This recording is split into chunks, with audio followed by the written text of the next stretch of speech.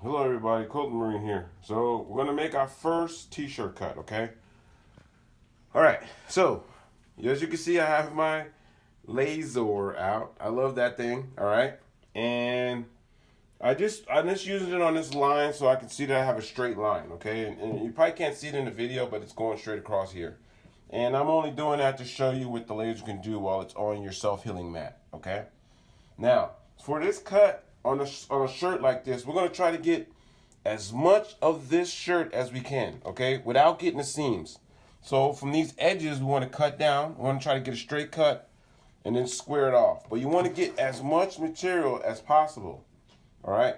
So there's one or two ways you can do it. You can use your scissors, or you can use your trusty dusty Omni Grip ruler, all right? So what I'm going to do is I'm going to try to use the ruler here. I'm going to try to get really close to this seam right there. And I am going to use one of my rotary cutters and cut this baby up, all right? All right, so remember, don't lop off your fingers with your rotary cutter, okay? It's not a good look. All right, let's go to the other seam here.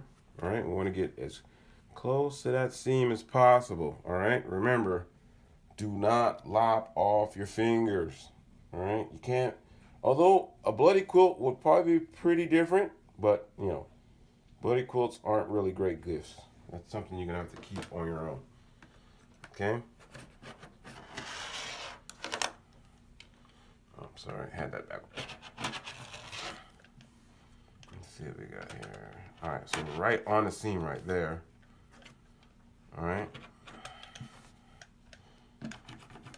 All right, so we want to get as much off without wasting the shirt, without wasting the material towards what you need, okay? Now I'm going to come down here across the bottom and give it a wide berth, because I know I'm going to trim it down later, okay?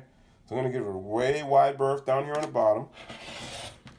All right, in the back, I'm not really worried about, because if you're squaring off, if you do a good square on the front, you'll have a perfectly good square on the back, all right?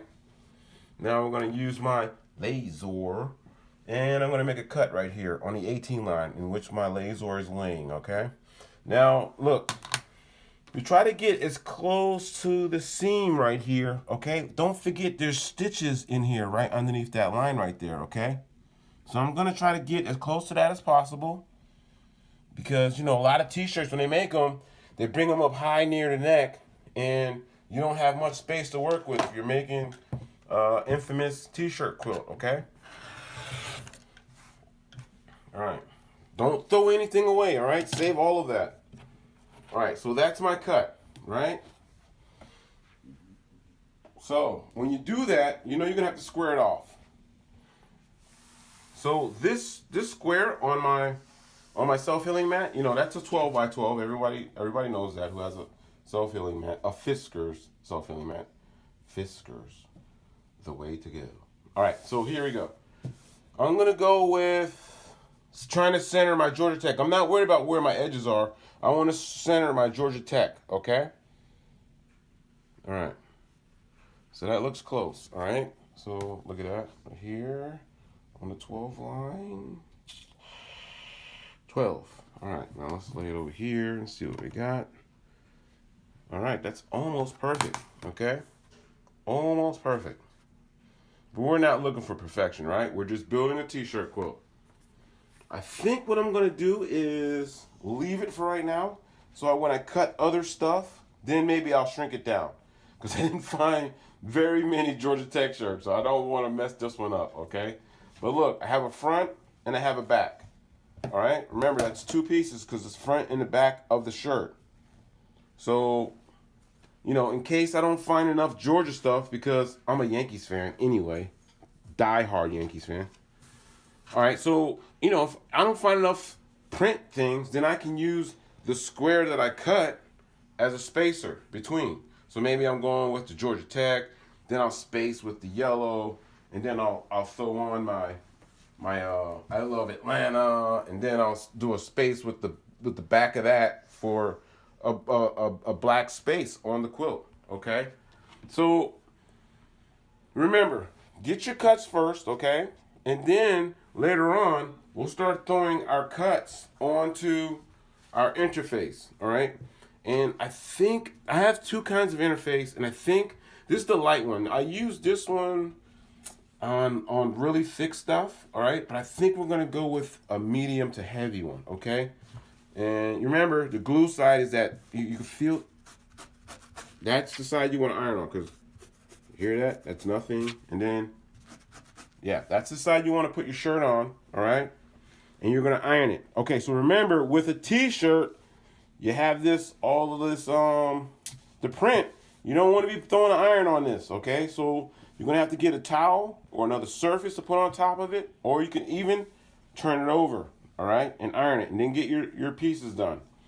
All right, so what we'll do is I'm gonna cut some more, and all right, let's cut one more piece. Okay, let's cut this I Love Atlanta, because this is obviously a person of large size. That's what you call it. I was told not to say fat man shirt anymore. Okay, so here we go. I Love Atlanta. All right. So let's try to get as much out of the cut. We're not squaring from the shirt itself, all right? We want to get as much out of the cut as possible, and then we'll bring it in from there, all right? You'd rather have way too much than not enough. Okay, so we want to get around here, all right? Okay, so let's do a cut here. We're going to go right to the seam, right? It's obvious. It's obvious. We see how much we have here, okay? It's obvious. So I'm not even going to really go to the seam. I'm going to come a little bit in because I got 900 yards of shirt. This is obviously a 2 to 3 XL, all right? And we're going to go right here. Not that there's anything wrong with that size. I am not being critical of anybody of the larger size. I just love their shirts because I get to make great quilts out of them. Okay, here we go. Okay. Look at that. That's Mongo. Oh, yeah. All right, so I'm going to come all the way down here. No, I'll come right here because maybe I want to cut a square or two of black. I'll need some black. And there's quite a bit. There's quite a bit hanging down there, okay?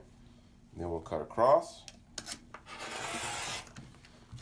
All right, we're not throwing that away. We're keeping it. All right, right under the neck, right underneath that seam there, okay? Nice and straight.